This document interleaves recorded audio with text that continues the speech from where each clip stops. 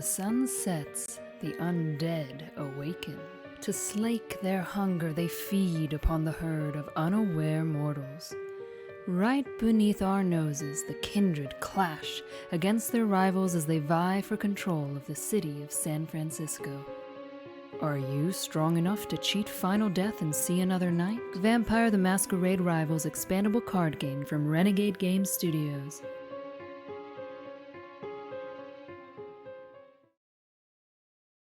Good evening, and welcome to Vampire Wednesday with Matt Holland and Mr. Matt Hyra. Matt, how are you doing? I'm doing all right. Been enjoying watching the results roll in from Prince of the City and get a chance to kind of take a look at the data and talk about it. Yes, indeed. Yeah, it has been fun looking at it. Awesome. Well, we are going to be talking about the meta, what we've been seeing.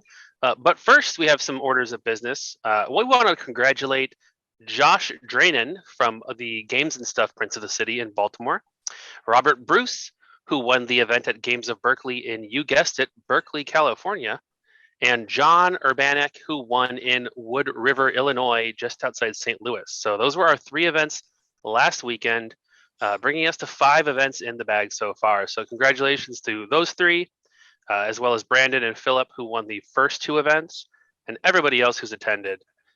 Pretty awesome seeing that coming out. And next, not this weekend. This weekend we have a weekend off, but next weekend we've got Gameology Pasadena in Pasadena, California, and Exiled Games in Herkimer, New York. So if you're anywhere near those, that's a great event to attend. Your chance to become a vampire and be immortalized as a card. Give Hyra something to do here, designing a card for you. And then 4:30, April 30th, we've got Gopher Games in New Orleans. So don't miss those events. And the last sort of new thing, we've got new Prince locations. Just added an event in Manchester in the United Kingdom, an event in Brussels, Belgium, and we have an event in Paris, France in June. So a lot of options for the European family to get in there, participate, and have a great time. So head over to thevampirecardgame.com/prince. See all that stuff. So, Matt, we are making a couple of, I think, fairly minor rules adjustments, just based on some things that we've seen come up in play that we want to talk about tonight. I will talk about the first one real quick. For competitive events in the tournament rules, it says that you cannot have your judge or your head judge and TO playing in the event. We are making the exception for these Prince of the City events, as so many of these communities are still very small, getting started. If you've got 10 people and having 2 of them have to sit out to judge that event, that's a big bummer. So as long as you have 2 qualified candidates for your head judge and TO, they can play in the event. You just have to have the person who is not involved in a rules dispute involving the head judge act as head judge for that dispute. So it's the same sort of rules we have for the casual events. We're just making an exception for Prince of the City because I know there are some really passionate players who are happy to run the event and judge it, but they also hate missing out on the chance to play in their local event and have a chance to win the prizes. So that is a little tweak. Yeah, and the good news there is we haven't heard about any big disputes. So this is mostly just to let people know, yeah, we want as many players in these as possible, So. Precisely. The other one that I kind of added on there is just some good feedback from players. Determine player seating order randomly. Just that way you have anybody trying to influence who ends up next to who. Just use your rivals tokens, use them to seat yourself, and then go ahead and determine first player and your rivals after that. So a nice little easy housekeeping thing. And then Matt, you had another addition here that I'll let you talk about.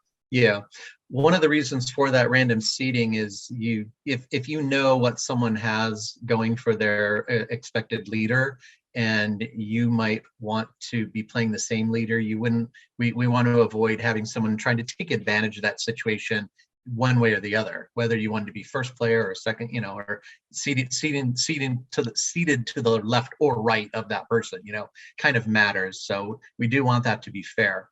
But that kind of brings us to another point about the leader bids. And one thing we want to do is make sure that losing the leader bid is not going to be overly penalizing. You already are losing your preferred character. So what we want to do is, if you are outbid for your leader, leave your old leader out of your faction deck until you have a new leader and faction cards in hand. Then shuffle your old leader back in your faction deck. This will ensure that you do not draw up that leader that you just lost access to as possibly your only faction card in hand, or one of two in your hand, right? Which forces really decisions that you might not want. If you're unlucky enough to be first and have drawn that old leader, you're probably going to have to draw a card just to play a second character, and that's a little too much. It's a double whammy. Yeah, it's a double whammy, and a 1 in 6 chance of drawing your leader is a little too much. We've seen it happen. So now you're going to leave that old leader out until you're all set, and then you're going to shuffle it into your faction deck afterwards. Yep.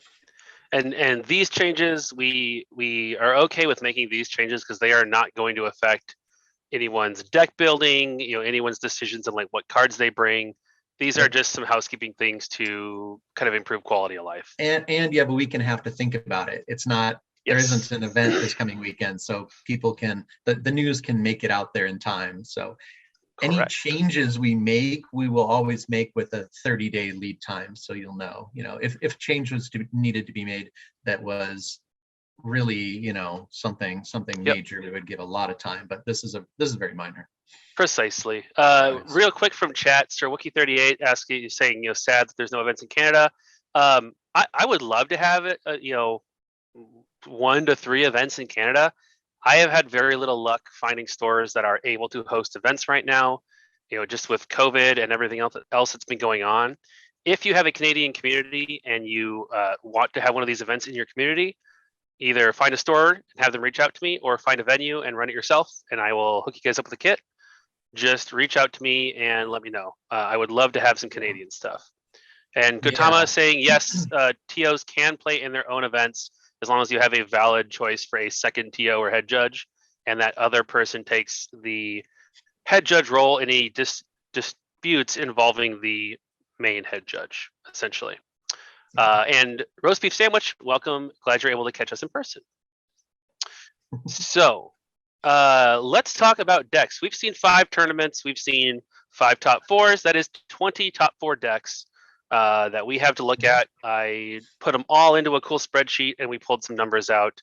And the first thing we want to talk about is what clans are being played. I was actually pretty surprised by this. Matt, going into, this season, this set of tournaments, what were you thinking was going to be the most popular clan seen? Like, if you had to guess. I was going to say Nosferatu or Gangrel because they're the new hotness and people just kind of like playing with new stuff. It's more exciting. They think they also might be able to catch someone unawares of, the coolness of a card. So I kind of figured that would be the way to go. Well, you were not super far off, but Katie, you can throw up on the screen this cool pie chart I made. Malkavian is the most popular clan across the board. 34 vampires total. Because it was kind of the least popular during a very early pre-constructed deck we did for players way back in when. Season 0, it was very much not seen very often. And now, granted, I don't think a lot of people are playing like conspiracies and that sort of thing, but they are definitely using pieces of the Malkavian deck. Yeah, there are some conspiracies out there, but for the most part, people are liking some of the Malkavian characters and some of the Malkavian utility cards. So that's the main reason for the Malkavian. And we'll get to exactly who's kind of featuring in all these. But Gangrel and Nosferatu take it second and third at 20% and 15%. Bruja and Toreador tie for fourth, 12%. Makes sense they're tied. They have 2 of the same disciplines. Sure. Yeah, makes sense. Venture and Tremere, 10 and then 6%. And Thin Blood, we've had one Thin Blood character, one person playing Jacob Frost. That was Edward Kim playing at the Roseville, Minnesota event in the top 4. He was running strength in numbers. So I guess with that build, Jacob was really, still useful and effective, but only one. So you're people who are like worried about playing Thin Bloods because somebody else is going to play Thin Bloods and I'm not going to get my vampires out. Maybe not as much of a concern as we had thought. Yep, looks like it. So give them a shot. Thin Bloods are great if you're worried about losing to coterie elimination, because once you get 3 characters out there, they're going to come back every turn. You're safe. Yeah, and unless they have a way to get extra actions, they're not going to kill all 3 of them. You can get 3 characters out on turn 1. So, if you're someone who has lost through coterie elimination, it might be a thought. Indeed, and now Sir Rookie's saying, the reverse is going to happen. Everybody's going to show up in Pasadena with Thin Bloods, and so you lied to us. Well, that is enough. That's the pie chart there. We can take that down, Katie, and we'll just talk about what some of those top vampires we've seen. For Malkavian, the biggest one, 7 players running inmate 745943. So what does he do, and why is he in so many decks, Matt? Yeah, well, right now people are playing some very combat heavy decks. Like you said, we're not seeing a ton of conspiracies or rituals or even Thin Bloods, but we are seeing just a lot of brute force beat them down decks. And inmate can pay 1 prestige to add 2 damage to any attack type.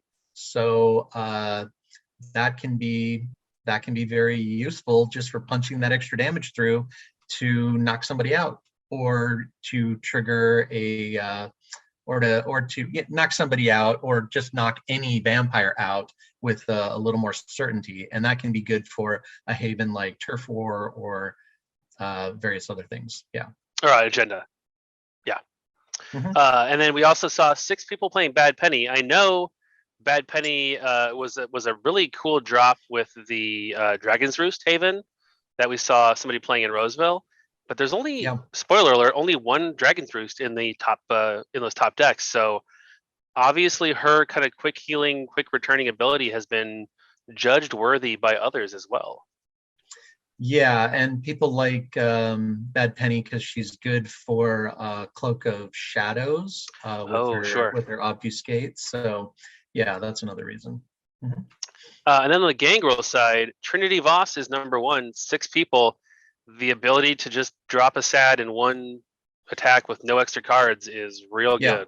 Yeah, that's good for Hunt the Hunters and Horde the Herd. So that's why you're seeing Trinity Voss up there.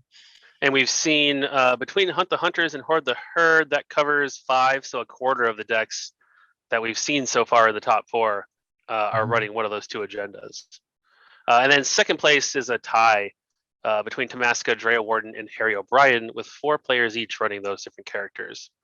There's been a decent amount of animal stuff. It's actually the most popular agenda that we've seen. So having some of these characters out there makes a lot of sense. Yeah. On the Nosferatu side, Clandestine, Kim Fan, and Bobby Handsome, 4 players each, and then Crazy Cat Lady, General Flint, and Sheelar Omar, and Pong, 2 each. So that covers a lot of cards. Actually, I think most of the ones that we saw, almost all the Nosferatu, are in those two categories there. And then Bruja was a little different. Smoke shows up in 4 decks. Smoke is the Season 0 Kickstarter promo card from that first Season 0 kit. 4 people, the most common Bruja card seen is that promo. Yep. I thought that was kind of interesting and cool. Because that's the only promo other than spoiler alert, Victor Temple, that shows up in this kind of top list here. And then Skunk showed up in 3 decks too. I guess Hydra was your really popular attacker right when just the core set was out, I think. But with more options come more people kind of branching out from that, and he's a lot of blood to put out if he's not your leader. Skunk clearly is out there for an extra character for the throat rip, and can also do the what's it called, coup de grace. Okay. Granted, he kind of hurts after it, but he's got some options. And then Toreador, not a surprise that Li Shu Chen 5 decks. Li Shu is very, very strong, very versatile attacker. But then Bongsha Park with 4. What's Bongsha's ability? Because she allows you to move retainers at the end of your turn, so that would allow somebody, mainly with Hoard the Herd and whatnot, to have one dedicated attacker and then keep moving the retainers off of that character so they can keep attaching without having to get rid of any retainers. that makes sense, and Yeah. that gels with what we've seen. Mhm. On the Ventrue side of things, Victor Temple leading the charge, 3 people playing him. But so that's 3 out of the top 20 out of all the top 4 decks, right? Yes. Just to reiterate that. These are cards. How many times did these guys appear in the top 4 decks of the 5 events that have happened so far? So that's 20 decks. So out of 20 decks, 3 Victor Temples. All right. Just want to yes. get that out there one more time. Yep, this is not the full every deck list we've seen. I didn't have enough time to enter every single deck list, so I figured top 4 gives us a pretty good snapshot of what is performing, which is maybe a little bit more valuable data. And then for Ventrue, we also see Montgomery White, Zhang Wei, Humberto Garcia, and Bruno Wagner with his shoe collection showing up twice each. Tremere, we did not see a lot of Tremere, only 8 vampires total. Darius and Alejandro show up 3 times, and Lorenzo twice, and that's all the Tremere that we've seen. So we talked a little bit, and we'll get to this later. Not a lot of rituals being played so far. Yeah, right now things are moving a little bit too fast for rituals. Rituals, obviously, by their nature, take longer, and that's part of the lore of Vampire that we're trying to stay true to. But we want to see rituals out there, so we're gonna keep bolstering them and see what happens. And then Thin Bloods, we've had 1 Thin Blood, 1 sole appearance of Jacob Frost that showed up at the Roseville event. So like we said, don't be afraid to run Thin Bloods if you enjoy that deck.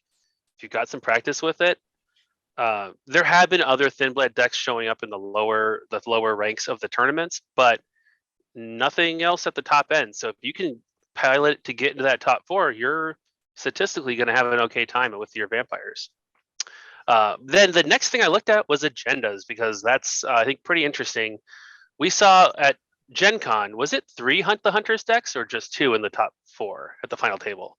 It was 2. It was 2, and then in the top 16 in the cut there was 5 or 6 or something. There was quite a few. 2/3 of them,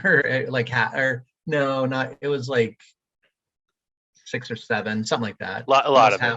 Yeah, a lot. So even with the sort of nerf that Hunt the Hunters had, Hunt the Hunters still is tied for second in terms of agendas. The biggest one we've seen, Animal Kingdom. So 4 decks running Animal Kingdom, 3 running Hunt the Hunters, Knowledge is Power, Invisible Army, 2 running Turf War, Strength in Numbers, and Hoard the Herd, and then 1 running End is Nigh. So interestingly, the winning decks have all been different. We've had a Hoard the Herd, a Hunt the Hunters, Animal Kingdom, and Invisible Army, and Knowledge is Power. So complete diversity amongst winning agendas. Yeah, that's really cool to see, for sure. Yeah, I thought that was pretty neat. Now, Havens, it's a little bit different. 3 of the winners have used University Library. Now, it is a very versatile agenda, because Haven. It just allows you to, it's the relentless ability, pay 1 blood, draw a card, right? Yep. So people who played a lot of card games, like having more options is always good. And I think that is just people using University Library to get the cards to do their other things very well, as opposed to, scoring agenda points off of just having a lot of cards. Yeah. One of the issues, since a lot of people are playing aggro right now, one of the issues aggro has is running out of cards, because you're having to pay intel plus attack cards plus all that. So getting some extra draws is going to help you a lot. So yes, roast beef sandwich. As long as you can survive when people come after you with your lesser blood, of course. True. Roast beef sandwich is asking, correct me if I'm wrong, but once a vampire has been fielded by another player, others can't put that same vampire out. That's correct. So unlike most other card games where uniqueness is only respected within your own setup and deck. In Rivals, it is between the whole table. So if I throw down Bruno Mhm. Wagner, nobody else at the table can put him out until they get minded to torpor or burned. So it Yep. doesn't. It adds a really interesting level of deck building, trying to pick vampires that you're going to be able to get out onto the table, even if maybe they aren't the first thing you wanted for other reasons. Once they're in torpor, yes. So if you have a character in your hand that is somebody that's someone else controls on the table, if they're at full 6 blood or something, yeah, maybe you can discard. But if there's a 4, 5, or 6 cost character with 1 or 2 blood out there, you might want to hold on to it, because if that thing goes into torpor anytime soon, you're going to be able to play yours, knocking theirs out of torpor as the obvious imposter, which is pretty baller move. Yes. So yeah, you can sometimes discard those dupes to mend or something, but it is pretty effective if you can put them out. So our Haven breakdown, we had 5, 1/4 of the decks running University Library, 4 running City Park, and I think that correlated almost 1-to-1 with the 4 Animal Kingdom decks. Probably. We had 4 running the Pit. We had 2 running Shelter, Royal Retreat, and the Madhouse, and then only 1 running Dragon's Roost. And I am a little curious how many Dragon's Roost we've seen overall, like that did not make the top 4, because man, that is a Haven with a lot of potential to mess with the table. Yeah, especially because now people are running a lot of Hoard the Herd, Hunt the Hunters, Invisible Army. These are things that are looking for mortals, and if you can stop them from getting mortals and retainers, you're going to slow them down greatly. Now the issue, you still have to score your points. True. But you can definitely mess with the rest of the table. You just got to be careful not to piss everybody off too much, because they can take action against you.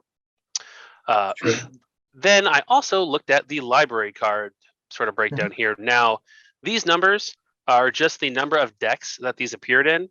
It is not the exact number of copies of the card.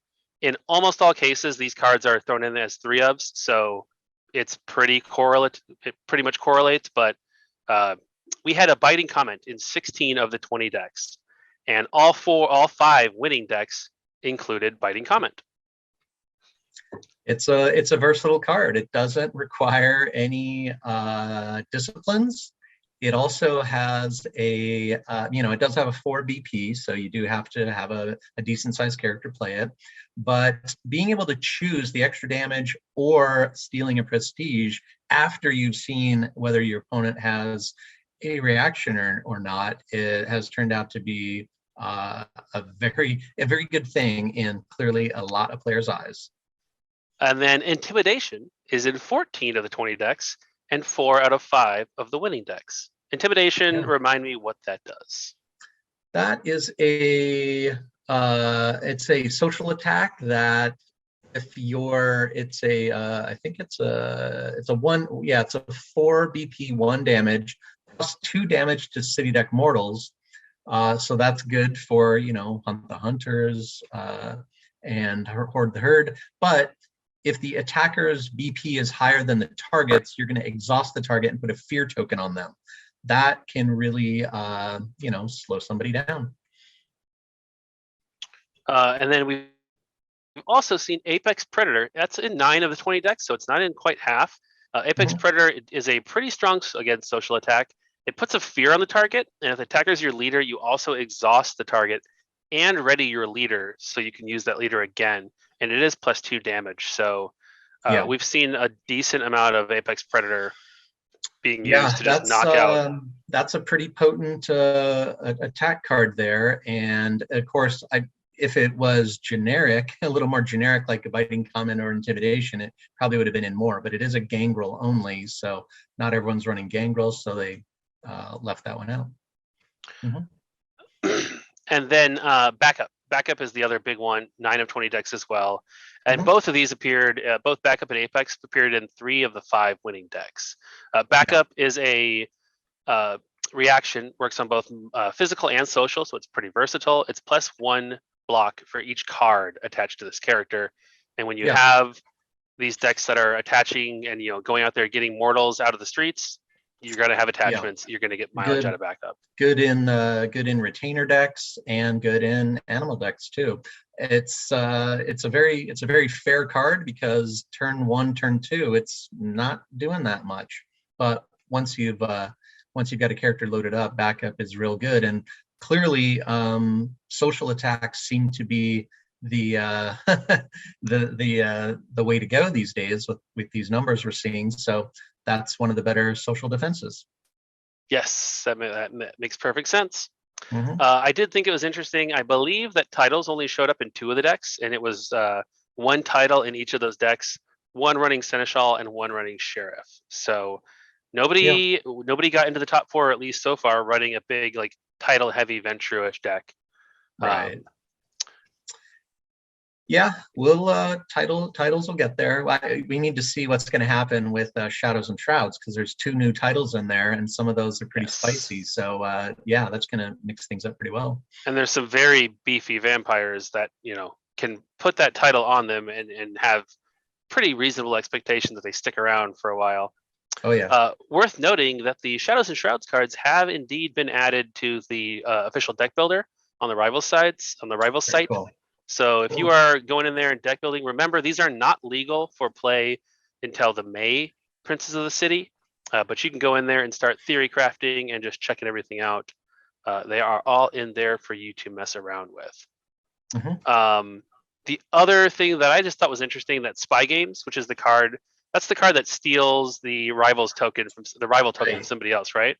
Yeah. Mm-hmm. So very tricky, kind of weird card. It was only in 2 of these decks. I feel like situational, but man, if you get a situation you can play it in. I think people now that people are seeing a little bit some these aggressive decks, right? Aggressive decks are a little bit vulnerable to Spy Games. If they knock somebody down too far, somebody might swoop in and steal their victory, which is fun. Yeah, I was thinking of using it defensively to slow somebody down, but yeah, you can just straight up kill steal. Also be used for that, but yeah. And then Sucker Punch. Mm-hmm. Sucker Punch was, I think, at Gen Con very prominently featured in mini decks. It did get a slight adjustment, so it just does 1 damage additional instead of 2. That showed up in just 2 decks. So I think that change. It's still a useful card. I think it's still powerful. I think people that have been looking over the decks people playing are noticing a decent amount of reactions, and so Sucker Punch might make its way back to slightly played more often because it can get around some defenses. Yes, and Hardboiled Hero in the chat with, I think, a good observation. Like with the early sort of days of the game for a lot of people, we've seen some very short games where people just don't put out enough vampires, things like that. The Spy Games has some potential to just catch people unawares because people are not expecting that, not planning for that. So I think that's one to kind of watch, and maybe if you have a spot, throw it in there to throw a wrench into the works. If you've got a big Nosferatu in your faction, it does have a 5 VP, and it is a requirement, and it is a Nosferatu only. So true. There you go. Well, Matt, you have some cards that are kind of on your watch list, right? So some of these cards that we've seen showing up a lot that you just want to keep an eye on. Can you talk about those?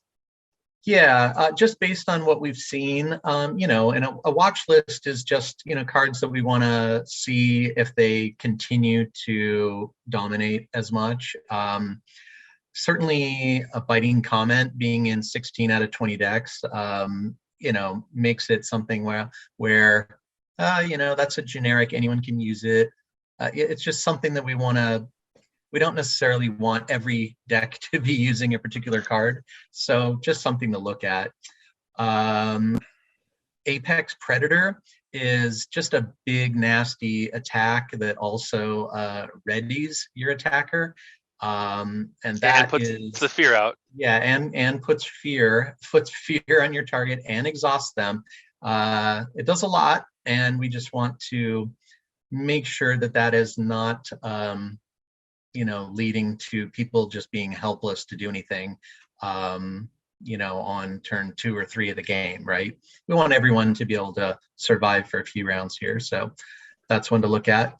Along that same line, I know it doesn't appear here, but we watch the secret It meta was as tied well. for second place in terms of okay, was havens. it? Yeah, it's the four pit. of the 20. Yeah, so the pit haven. So yeah, it's What does that one it do? Remind us, please. it's the first time you recruit a character during each of your turns, gain an action, right? So great for the thin bloods, but one thing that we are seeing with it is people are using it offensively to recruit a vampire and attack twice, right? Because it's giving you an extra action. And that is part of the speed of the game right now that is not exactly where the world of vampire is, we want games to be a little more political, a little more contemplative, and not just killing an opponent in 2 or 3 rounds. So the pit is something that can allow those early knockouts before someone is stabilized, especially if there's a SAD or 2 out there and people are just putting additional pressure on people already. Yeah, just putting additional pressure. So anything that is causing big speed ups to aggro decks is something we're going to look at. I suppose in that sense, perhaps the intimidation could also be on there, but it's a 1 damage card, so it's not the worst right now. I think people like it because of the utility versus city deck, but it's also good if you won't need to keep somebody down for a turn. Sure. We like fear because fear is a great way to keep like a Tamaska or a Hydra or General Flint down for a turn so they can't keep wailing on somebody. But and that can be super helpful, like slowing down a deck like Hunt the Hunters or something like that. Yeah. Taking out their big attacker, putting them with fear, right. That is a very valid strategy. Yeah. So we're not trying to we don't want to get rid of all fear. We like fear, but we want to make sure that people aren't getting fear as a side effect just to the beatdown they want to do, right? Sure. If you're trying to knock somebody out, you don't really need to be fearing them as well. But we're gonna, so we're just gonna keep an eye on it. And I was gonna say real quick, Shadows and Shrouds will be out. Yes. It'll be legal for the events in about 3 weeks. So hopefully the meta might change a little, and we'll see if these things still need to be on the watch list, or if they are still dominating, maybe something needs to be done. But if any change is going to come, we would give a minimum 30 days notice on it. So there you go. That was what I was going to say. Whether we nothing's going to change for now. Yeah. At this point, right now, we're just keeping an eye on some stuff. Shadows and Shrouds has a lot of potential to shake things up. Diminish some of the effectiveness of some of these things, or at least dilute their prominence in the game. So nothing's changing at the moment. If we do decide in the future that a card needs to be adjusted in some way, we will give plenty of notice so that you're not just, your deck doesn't get blown up the day before your tournament or anything. So no need to panic or worry about that. Yeah, I'm seeing a comment here in the chat about pump effects, especially on range, is really strong. I mean, they're mentioning the inmate and blood for blood on range attacks as being too strong, but at least you're paying for it. You're paying a prestige to use the inmate. You're paying a blood to use a blood for blood, things like that. So. And is Colonial Bob correct that blood for blood cannot? Blood for blood only works on physical attacks. Yeah, actually, that only works on physical. You're right. So that shouldn't. Yes, they weren't necessarily saying and. I was just saying or. Yeah, blood for blood is only physical. My bad. Yep. Yes. Yeah. So we're just kind of keeping an eye on things. There are lots of good physical defenses. So. True. And it's really nice, like now that we're getting this data every week of these different decks, we're seeing how things are performing.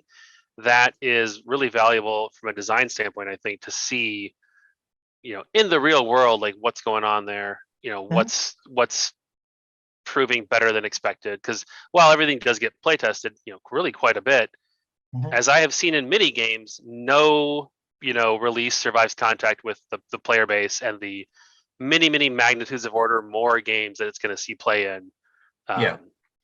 in crazy combinations or in ways that maybe you didn't expect.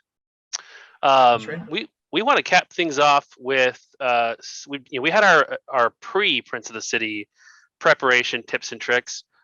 We wanted to give some tips and some advice to players who are looking at these future events coming based on now what we've seen.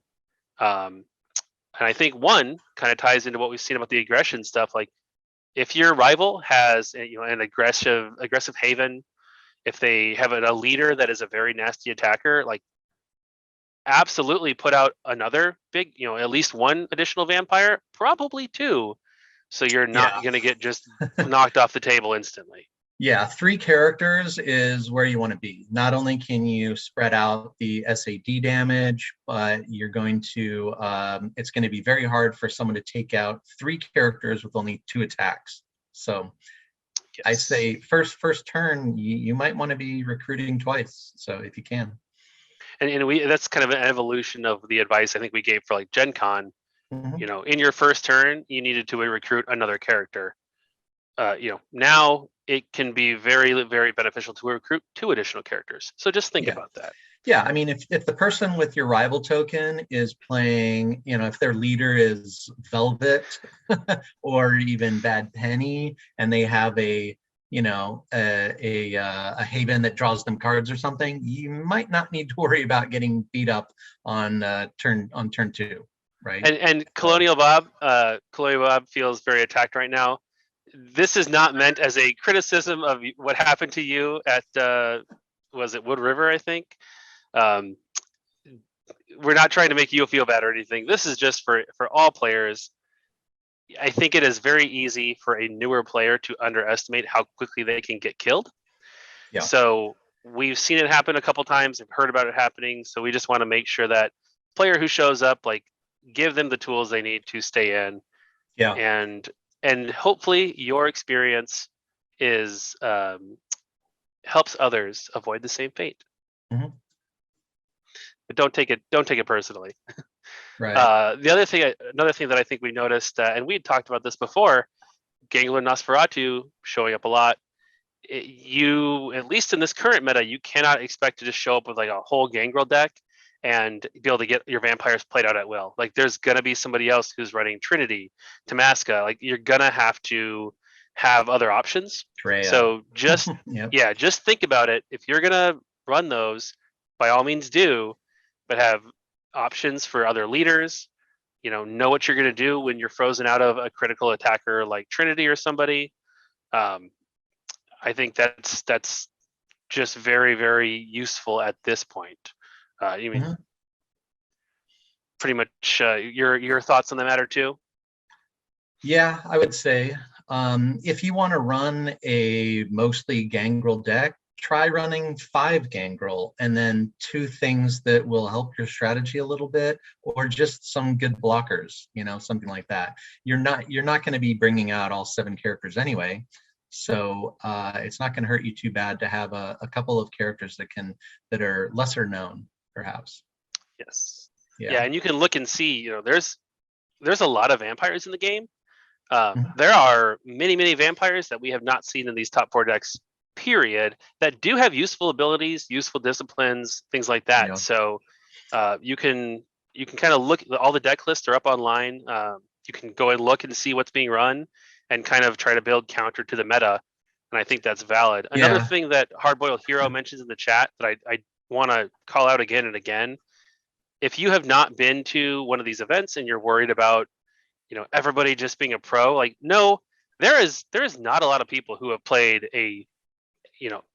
multiple large Rivals events. The vast majority of the Rivals player base at this point has played at their local game store, on their kitchen table, and maybe one other tournament. So you are not going to be the only person who's newer. You are not going to be the only person there who is, playing in their first tournament. Absolutely go. You're going to have a great time. You're going to get cool prizes, and you're going to get better at the game. Let me offer another lesson learned, and that is table talk can help you, and it can also help other players to avoid losing so that you have a better chance of winning.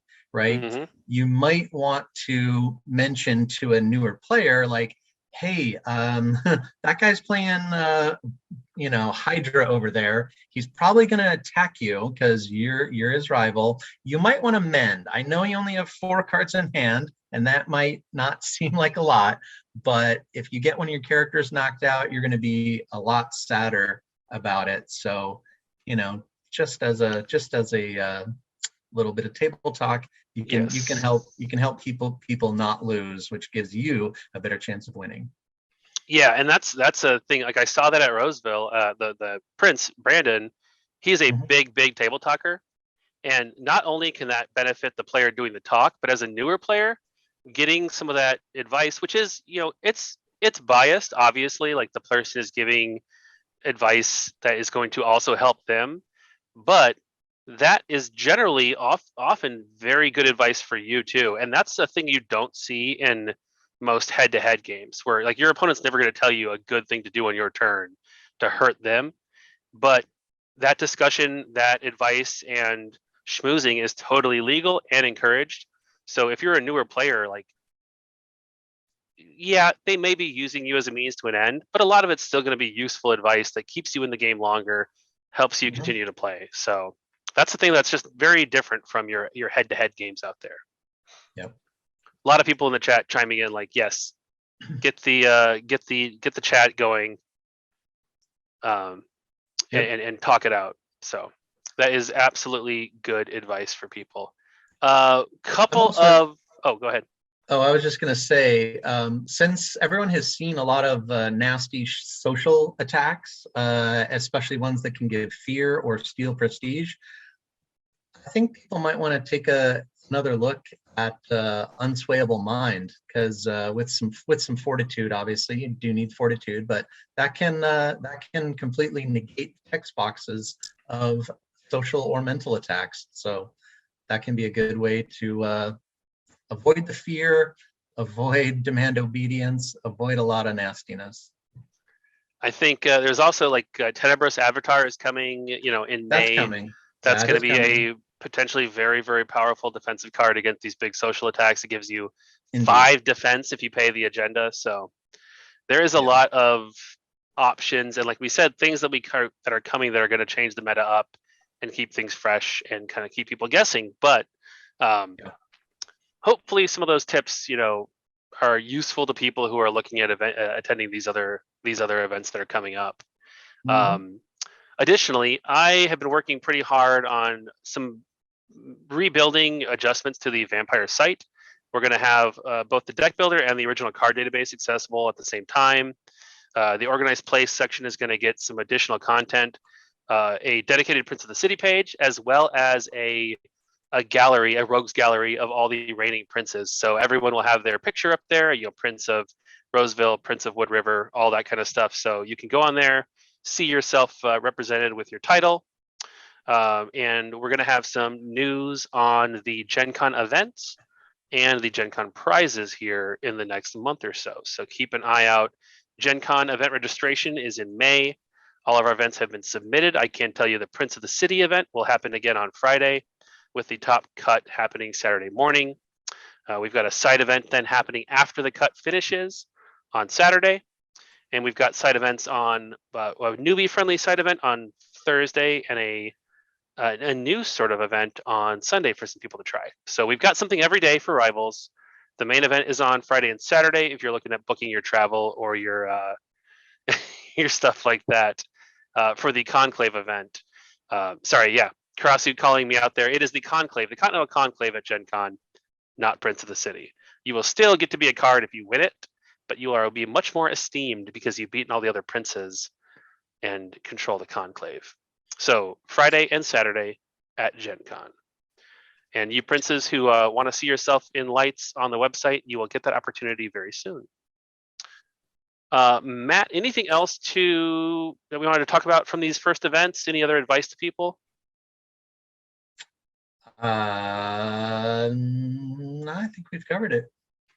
Fantastic. Well, then anybody who's looking for an event, remember Pasadena and Herkimer and kind of upstate New York are coming up in 2 weeks. New Orleans the week after that, and we just added events in Belgium, Manchester in the UK, and in Paris, France, with Renegade France as our partner. So we have some pretty good yeah. coverage. True. I will say I do have one just little anecdote that I enjoy seeing Mercy and Free Money and Rain on Your Parade in people's decks. So those are fun cards. So What is Rain on Your Parade? That one's in it's in a decent number. That's a core. That's a social attack that just does 1 damage. But if the target has 9+ agenda, they lose 1. So that is a good way to make sure someone else doesn't win quite yet. So Rain on Your Parade in 7 of the 20 decks. Yeah, not bad. You said Free Money was one too? Free Money and Mercy were up there a little bit. Free Money was a 6 decks. Yeah. Mm-hmm. And Mercy was in 3. So okay. Cool. Those are pretty interesting. And I just really like looking and seeing like what is just getting used again and again in these decks. I think that's kind of fun to be able to do. But that's all we have for tonight, everybody. Thanks for tuning in. Somebody mentioned crossbow. Yeah, that's a fun one too. Yep, that's a fun one. But definitely, if you are able to go to a Prince of the City event, don't not go because you're new or you're nervous. Like, I have heard only good things from the players who've attended them. I have only good things to say about the one that I went to myself. The community has been really supportive and welcoming to new players. I've seen players giving new players, like if they had extra copies of promos, just giving those to the new player that attended. That kind of thing to just make them welcome and get in there. Roast Beef asking, how much of a chance do the pre-gen decks have? I know at least one player has run a pre-gen, and I've seen a couple of variations on the pre-gens. I think that they can definitely do it, like especially something like the Playthings deck or the Animals deck. Hyra, what are your thoughts on running a pre-gen at one of the events? Yeah, the pre-con decks, we've specifically made the pre-con decks, especially in the core, and a little bit to lesser extent later, with some cards that are not ideal for the deck, but are easy to remove to put in a better card from the crypt pack. So I would say, for instance, if you've got if your Bruja deck has a scheme in there that seems out of place, or there's a random conspiracy in there, that was mostly just to show people these cards. And but it also, for brand new players who don't know how to play card games, it makes a very easy card to pull out and then put a new good card in, and that makes them feel smart, and then they're gonna have a better time. So I would maybe take your pre-con and just make a couple easy adjustments to it. Yeah, I would just look for the things that seem slightly out of place, and maybe that's going to be 3 to 5 cards in each of the pre-cons, and replace them with something slightly better out of the crypt packs. The other option, I don't really advocate for just straight up net decking, but in addition to that sort of hall of heroes that we're going to have, there's also going to be a central repository where all the deck lists are going. You can absolutely look through deck lists and find a deck list that looks like fun, practice with that, and play it. That is perfectly allowed. You're still going to want to get some reps with that deck and get good with it. But if you just are not comfortable or not ready to build your own deck from scratch, that is an option. So that is another thing. People are laughing about my statement of, oh, that makes them feel smart. Well, that's one of my personal little game design tips is, don't make your players feel dumb, or they're never going to play your game again. Anytime you can do something that gives people an opportunity to be smart or creative, you're gonna create a fan. Yes. Yep. That is a very good point. And yeah, it's that little hit, that little bit click in your brain where you're like, ooh, I figured this thing out. That's a great thing to feel. And Gautama chiming in saying, there's no shame in net decking. It's true. It gets a reputation, and people kind of make a big deal out of it. But you can absolutely use that as a new player to sort of smooth the transition into constructing your own deck. even if you just play a couple of net decks, see how they play, and then you'll learn a little bit more about the cards. You'll learn a little bit more about the game and maybe what you want to do to build your own deck. So Yeah, you may absolutely not, looking at them. right. You may not be a player who wants to run University Library because it's risky to have your characters lose a lot of blood. So you might play that deck, but then say, yeah, I'm gonna swap out for a different Haven, which is fine. Exactly. Mhm. Exactly, and especially as we see in May here with Shadows and Shrouds becoming legal, there's going to be a lot of opportunity to look at a deck that was, oh yeah, this is a pretty good deck, but I'm going to swap in some new toys. Absolutely possible to do that and kind of make your own twist on it with the new cards. Yeah. If you're watching this on YouTube or our website after May 1st, probably should ignore about a third of what we just said. So, yeah. The more coming. specific feedback is going to kind of get blown up by the new cards coming in Shadows and Shrouds. Yeah, and that's why we're not too concerned about. Yes, the meta is a little bit too fast right now, but we're wondering what it's going to look like after Shadows and Shrouds. So precisely. Mhm. And then one last bit of news: the Heart of Europe pre-order will be starting pretty soon. We are hoping to launch that to both Canadians, Australians, and the New Zealanders or the Kiwis at the same time as everybody else. So that's kind of what we're waiting for. Just getting everybody on level ground for once here. So just stay tuned. And then once we have that pre-order up, we'll obviously be showing off some more of the contents of that. So thanks for tuning in, everybody. Hope to see you at a Prince of the City event coming up. And congratulations to all 5 princes of 2022 so far. Yeah, cool. Have a great night, everybody. Thanks for joining us, Matt. Bye.